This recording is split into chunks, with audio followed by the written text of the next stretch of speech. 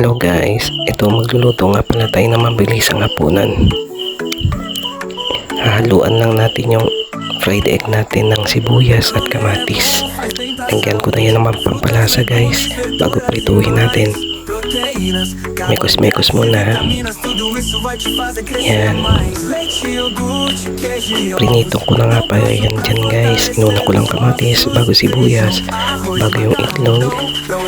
Yan. Luto na guys. Ngayon susunod na natin yung sinangag na kanin. Yan. Budbura ng mga pampalasa. Pagkatapos mekos-mekos, luto na. Lagyan natin ng liquid seasoning para masarap ang tirada. Yan, okay na to guys.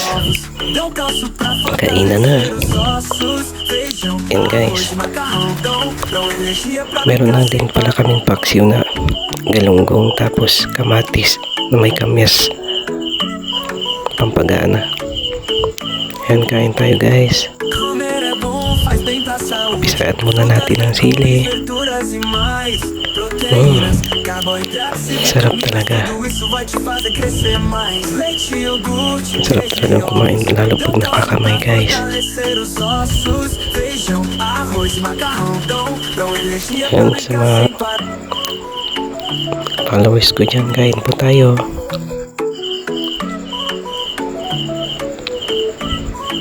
Yun, ang sarap na ito guys. Masarap na hapunan naman na ito.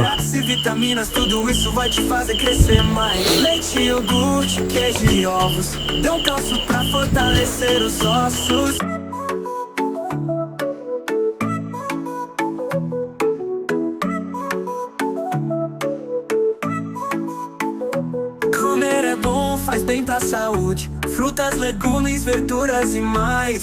Proteínas, carboidratos e vitaminas, tudo isso vai te fazer crescer mais. Leite, iogurte, queijo e ovos dão cálcio pra fortalecer os ossos. Feijão, arroz e macarrão dão energia pra brincar sem parar. At dito nga guys, ubos na yung kanin ko pero may natira pa ring ulam kaya nagdagdag ako ng kanin.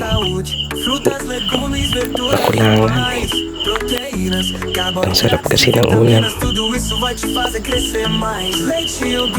Yun. Sarap talaga niya guys. Kaya kung sa inyo, gayahin nyo na rin. Pati yung galunggong na isda, ang sarap. Yan, patapos na rin ako niyan guys. Salamat.